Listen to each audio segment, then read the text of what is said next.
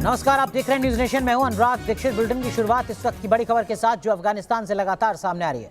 अफगानिस्तान से करीब 150 भारतीय सुरक्षित भारत लौट आए हैं। इन 150 लोगों को लेकर अब विमान जामनगर से रवाना हो चुका है और थोड़ी ही देर में हिंडन एयरबेस गाजियाबाद पहुंच जाएगा। तो दो तस्वीरें हम आपको दिखा रहे हैं इस वक्त। पहली तस्वीर जामनगर की है, जहां विमान सीधा पहुंचा काबुल से, अफगानिस्तान से 150 भारतीयों को लेकर। वहीं दूसरी तस्वीर गाजियाबाद की है, दिल्ली से सटे गाजियाबाद की तस्वीरें हैं। हिंडन एयरबेस की तस्वीरें हैं, जहां पर वो तमाम भारतीय जो आ रहे हैं अफगानिस्तान से, उनके अपने इंतजार कर रहे हैं उन भारतीयों का जिनकी आज वतन वापसी हो रही है। दो तस्वीरें जामनगर और गाजियाबाद की इस वक्त आपके सामने। तो अफगानिस्तान में इस वक्त किस तरीके के हालात हैं, सीधा रुख करते हैं काबुल का। हमारे साथ एक खास मेहमान अफगानिस्तान के नागरिक हामिद रहमान साहब जुड़ चुके हैं काबुल से। हामिद रहमान साहब, इस वक्त काबुल में किस तरीके के हालात हैं, सड़कों पर, एयरपोर्ट पर, बाजार में? Hi everyone, good afternoon. Since today, which Taliban captured the Kabul city, it's not like before, because when the Taliban came to the Kabul, all the people left their jobs, left their shops, left their business, left their university, left their schools, and they are all stay at home right now. So the situation is not like before. All the people stay their home, but since the day before yesterday, today, a little bit, some people went to the outside, but all the people, they are scaring, they are trying to leave Afghanistan because they feel that Taliban will do something with them, or they feel their life in danger. Hamid Rehman साहब, अगर आप हिंदी में अपनी बात को समझा सकें। मैं समझ सकता हूं कि भाषा की, लैंग्वेज की थोड़ी दिक्कत होगी, लैंग्वेज बार होगी आपके सामने, लेकिन हामिद रहमान साहब, इस वक्त कितने लोग हैं जो काबुल में फंसे हुए हैं, खासकर जो इंडियंस हैं, उनको लेकर कुछ अपडेट आपके पास अगर हो? हमारे पास कोई ऐसे अरकाम नहीं है, लेकिन ये जो मैं जानता हूँ, अफगानिस्तान में उन वक्त से जो तालिबान आ गया है और हुकूमत को पकड़ा है, so Afghan people and all Afghans जानता है तो सब अनदर कंट्री में जाए, मे बी इंडिया और Tajikistan, America, all the people they like to leave Afghanistan. Hamid Rehman sahab, ये हम तस्वीरें लगातार दिखा रहे हैं अपने दर्शकों को। इसमें से ज़्यादातर तस्वीरें कल की भी हैं, जहां पर सड़कों पर टैंक नज़र आ रहे हैं, तालिबानी नज़र आ रहे हैं हाथों में हथियार लिए हुए। इस वक्त जब मैं आपसे बात कर रहा हूं न्यूज़ नेशन के जरिए, इस वक्त पूरा इंडिया आपको सुन रहा है, इस वक्त किस तरीके की स्थिति है अफगानिस्तान की, काबुल की सड़कों पर? काबुल की सड़कों पर तालिबान सारी स्त्री में गजमा लगता है, पेट्रोल में है, और वो जानता, वो ऐसा काबुल में, please sorry, I am trying to speak in English because in India I cannot tell you the details. Taliban since yesterday, on the day before yesterday, they are trying to take the security of Afghan people, but they are not feeling well. Taliban are patrolling in the all street and all over the Kabul city, but the people are scared from them. But nobody go outside, especially we are in our home. We don't want to go outside because we don't know the situation, what will happen, and the people will be in safe or not. बिल्कुल। Airport की क्या कुछ update Hamid Rehman साहब आपको मिल पा रही हो? आपके कुछ रिलेटिव, आपके कुछ नोन, आपके फ्रेंड्स बता रहे हो इस वक्त काबुल एयरपोर्ट की क्या सिचुएशन है? खासकर जो विमेन और चाइल्ड हैं, क्या वो भी अफगानिस्तान छोड़ने में कामयाब हो पाई हैं? क्या उनको सक्सेस मिल पाई है? Some of my friends, my relatives, my neighbors, especially young persons and all the people which were working for government, for military, for police, for NDS, for anybody, and also all the people are trying to leave Afghanistan, trying to go outside because they are feeling in danger. But all the people request from the Taliban that do not take them over and do not kill them and leave them to be in a secure place and live in Afghanistan. But everybody like to leave Afghanistan because they are feeling that the Taliban will kill them or maybe they will do something wrong with them. That is the main point which all young and girls, women, families, they are trying to leave Afghanistan. Hamid Rehman साहब, तालिबान कह रहा है कि हम शरिया कानून को implement करेंगे और शरिया लॉ के इम्प्लीमेंटेशन के लिए तालिबान ने काम भी करना शुरू कर दिया है। वो एक्टिव मोड में आ चुका है लगातार, जो दिखना शुरू हो गया है पिछले 24 घंटे में। शरिया कानून को लेकर क्या कुछ जानकारी आपको मिल पा रही है? क्या इस वक्त काबुल में शरिया इम्प्लीमेंट होना शुरू हो चुका है? According to the Islamic regulation, which they told that we will prepare the new constitution, the new law according to the Islamic base. But since today we have not seeing anything, but we request from the Taliban that please do or please bring a situation which will be safety or secure for the people. We don't care about anything else. Since in this 20 past years, all Afghanistan were in a better place. Although there were fight and explosion and a lot of problems, but right now we are all hope that the situation will become better and everyone will live in a secure place. But nobody is not sure because they are feeling that the Taliban will do the same thing which they did it in the past. Hamid Rehman साहब, जो तस्वीरें लगातार अफगानिस्तान से सामने आ रही हैं उससे एक अलग सा खौफ का मंजर नजर आ रहा है।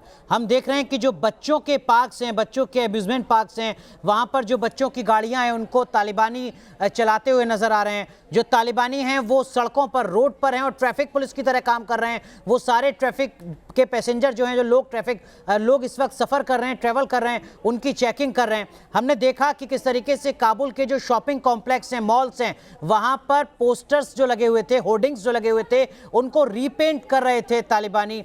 इस वक्त किस तरीके की स्थिति नज़र आती है? क्या काबुल पूरी तरीके से अब तालिबान के रंग में रंगा हुआ नज़र आ रहा है? Yes, you're right. Because the Taliban, they have their own rule. In the past few years, the people were in a different situation. But the Taliban is not agree to be with this same situation which we had it in the past. They are trying to bring some changes, bring some new laws according to what they said, according to the Islamic Sharia law. But we hope so to let the people to go outside and to do what they had their job in the previous. Hamid Rehman साहब, Indian community से अगर आपका कोई contact हो पाया हो, आपकी जानकारी में हो, इंडियन कम्युनिटी के कितने लोग हैं अभी काबुल में फंसे हुए, कुछ अपडेट आपके पास?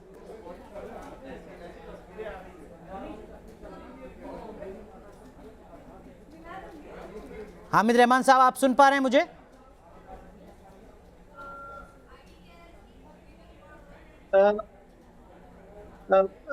रिपीट एक बार और बोलिए सर। जी हामिद रहमान साहब, मैं आपसे ये जानना चाह रहा था कि इंडियन कम्युनिटी को लेकर कोई अपडेट आपके पास हो।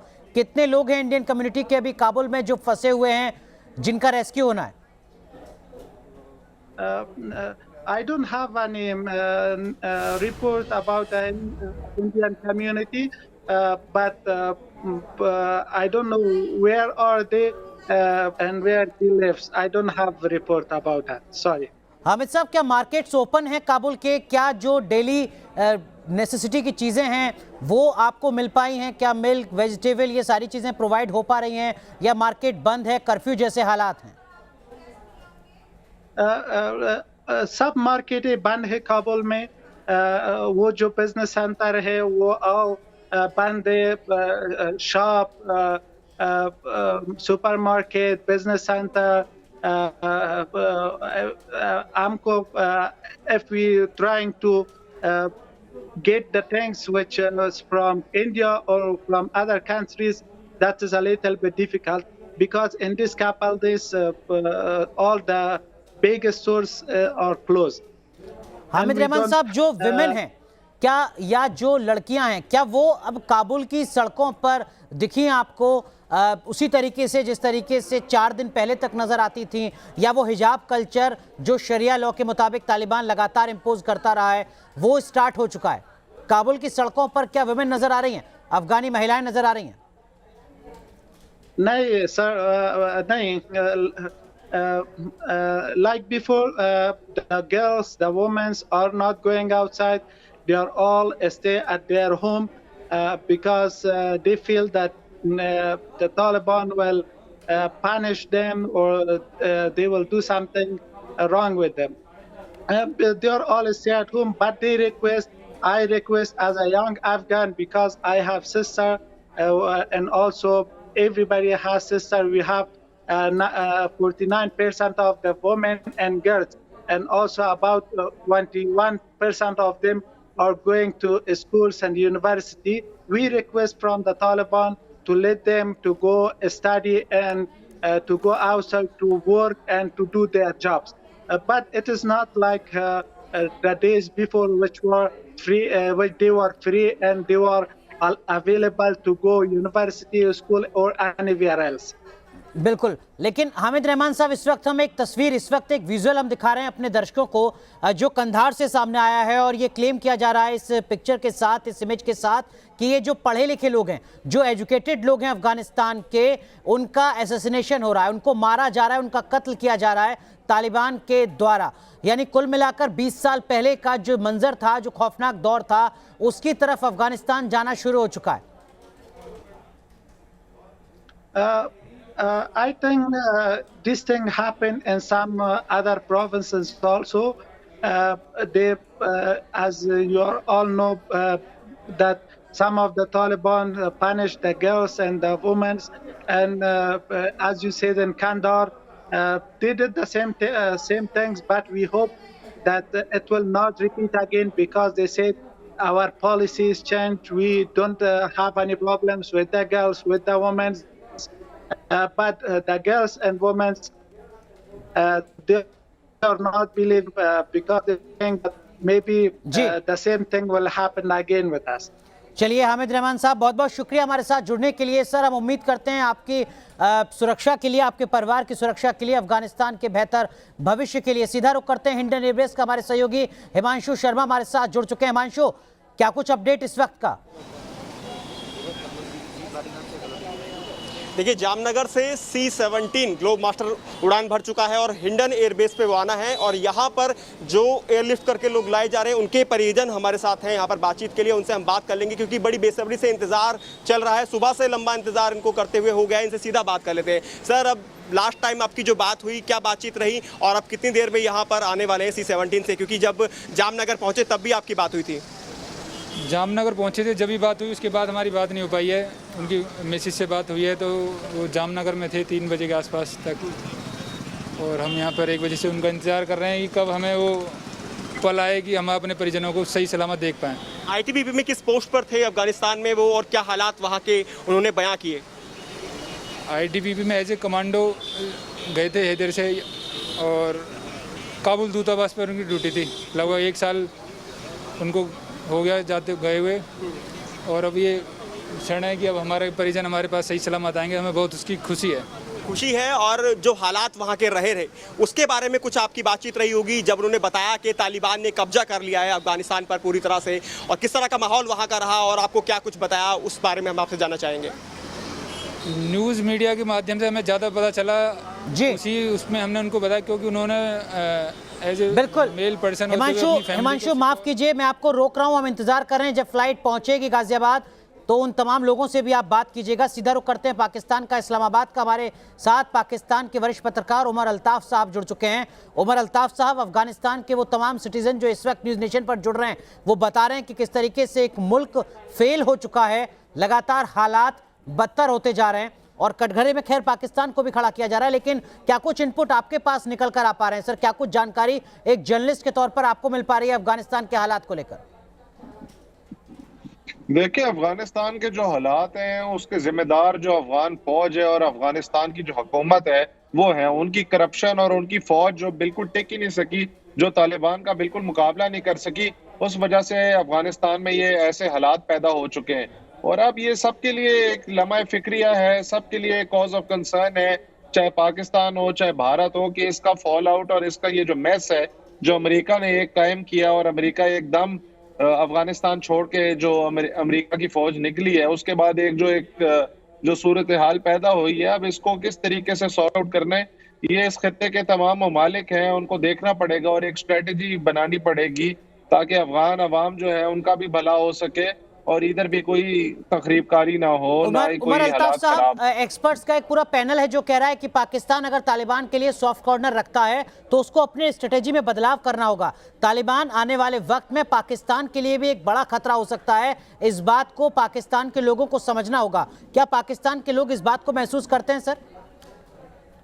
देखिए, कल नेशनल सिक्योरिटी कमेटी मीटिंग हुई है जिसमें पाकिस्तान के प्रधानमंत्री और पाकिस्तान के बाकी दीगर जो पाकिस्तान के चीफ ऑफ आर्मी स्टाफ और पाकिस्तान के रक्षा मंत्री, एक्सटर्नल अफेयर पाकिस्तान के फॉरेन मिनिस्टर और सारे जो दीगर बड़े थे वो शामिल हुए। और उन्होंने कहा कि ये तालिबान का जो है कि पाकिस्तान का ये अफगानिस्तान का अंदरूनी मामला है, पाकिस्तान को इससे सरोकार नहीं है और पाकिस्तान अपनी सरजमीन जो है किसी भी दूसरे मुल्क, चाहे वो भारत हो या कोई और, किसी के खिलाफ इस्तेमाल करने की किसी को भी, चाहे तालिबान हो या कोई और दहशतगर्द या आतंकी हो, किसी को इजाजत नहीं देगी। ये बड़ी क्लियर पॉलिसी है क्योंकि माजी में पाकिस्तान ने भी तहरीक तालिबान पाकिस्तान की सरगर्मियां इधर जारी की और पाकिस्तान ने उसका बड़ा नुकसान उठाया है। और अब पाकिस्तान की ये पॉलिसी है कि किसी दहशतगर्द तखरीबकार को पाकिस्तान की सरजमीन पे कोई कार्रवाई करने की इजाजत नहीं होगी। तालिबान को पाकिस्तान में इजाजत नहीं दी जाएगी। इस तरीके की बैठकें लगातार पाकिस्तान में चल रही हैं, कितना उसका असर होगा, कितना इंप्लीमेंटेशन होगा, ये अपने आप में एक बड़ा सवाल है। उमर अल्ताफ साहब, आप बने रहिए हमारे साथ, एक छोटा सा ब्रेक यहां पर ले रहे हैं, तुरंत हाजिर होते हैं।